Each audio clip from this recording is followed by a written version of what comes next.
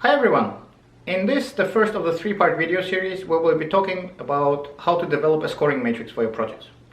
This is important because it will provide you with a tool that will allow you to easily prioritize all of the projects in your portfolio, decide on which projects to do and which projects to omit. Thank you for watching.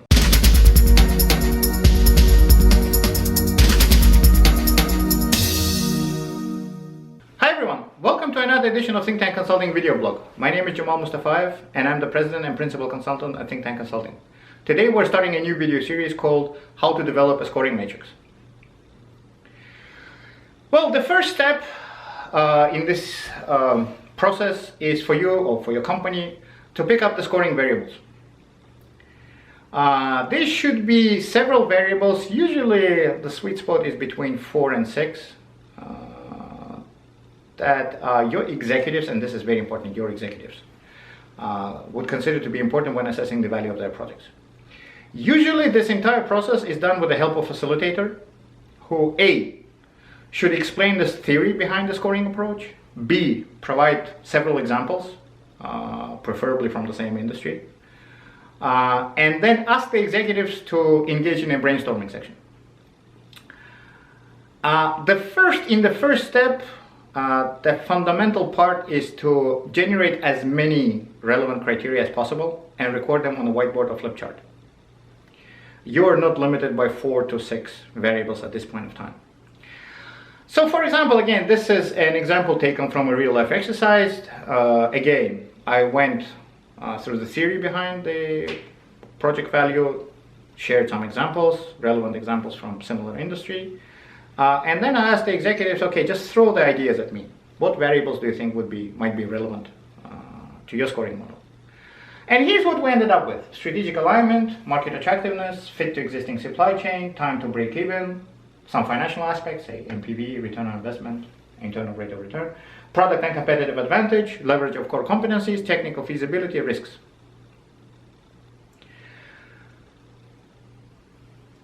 Then we get to play, or you get to play, a very interesting game. Each participant of this discussion, again, probably your C-level people, gets 3 check marks.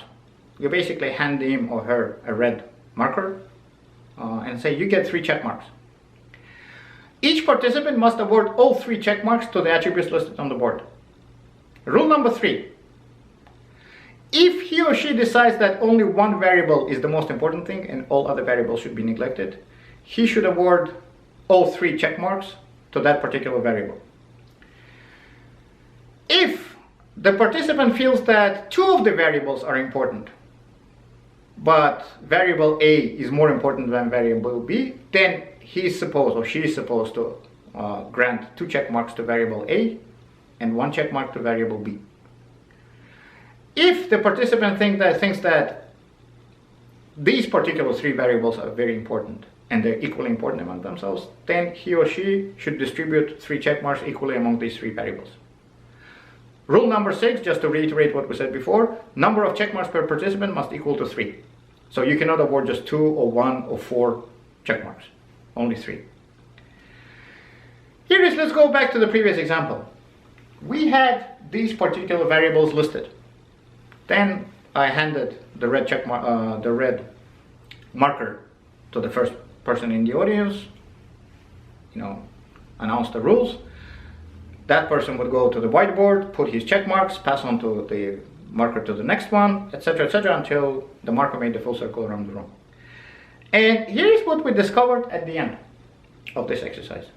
Strategic alignment got 8 votes. Market attractiveness got 5 votes. Fit to existing supply chain, 2 votes. Time to break even, 3 votes. Technical complexity, 7 votes. Product and competitive advantage, 1 vote. Financial value, 7. Leverage of core competencies, 3. Risks, 2. Possible synergies, 5. Competition and IP, 5. So the break-even point for us was 5, or cutoff point was 5. Strategic alignment made it to the list. Market attractiveness made it to the list. Technical complexity made it to the list. Financial value, possible synergies, competition and IP. Notice that technical complexity is correlated with leverage of core competencies and risks. So if you're going to score low here, you're probably going to score low over here as well. So some of the values, they kind of cover other ones. So that was the scoring model that was developed as a result of this exercise. In the next segment of this series, we will talk about the halo effect and why it is important to consider that particular effect when developing your scoring models. So this was the first episode of how to develop a scoring matrix. Please share and like this video, leave a comment, visit our company blog at thinktankconsulting.ca, follow us on Twitter, Facebook, feel free to connect with me on LinkedIn. Subscribe to our RSS feed and YouTube video channel. You can find all of the relevant links in the video description below. Thank you very much for watching. See you next time on another edition of Think Tank Consulting video blog.